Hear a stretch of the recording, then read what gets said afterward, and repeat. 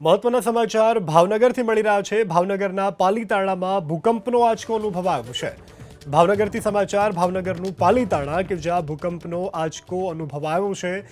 તો 3.7ની તીવ્રતાનો ભૂકંપનો આંચકો ભાવનગરના પાલીતાણામાં અનુભવાયો છે। તો હાલ તો ભાવનગરના પાલીતાણાથી આ સમાચાર પ્રાપ્ત થઈ રહ્યા છે। 9:27 ભૂકંપનો આંચકો નોંધાયો છે। 3.7ની તીવ્રતાનો ભૂકંપનો આંચકો અનુભવાયો છે।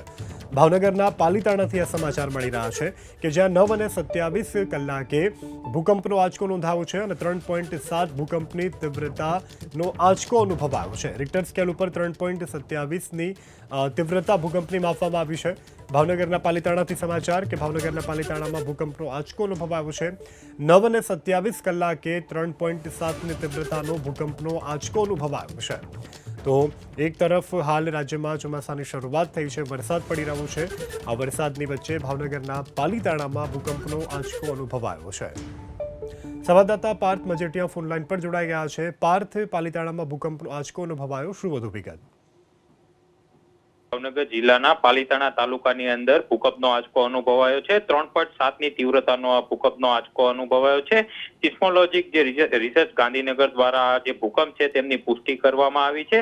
પાલીતાણા તાલુકાના જો પંથકની વાત કરવામાં આવે તો પાલીતાણા પંથકના જે ઘેટી, દુધાળા, અનીડા, કુંભણ સહિતના જે ગ્રામ્ય વિસ્તાર આવેલા છે કે જ્યાં ભૂકંપનો આંચકો અનુભવાયો હતો।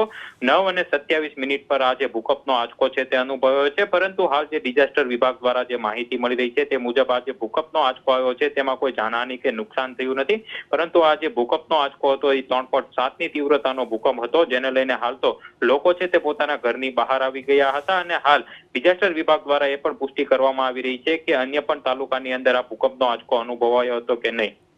જી પાર્થ, જાણકારી બદલ આભાર।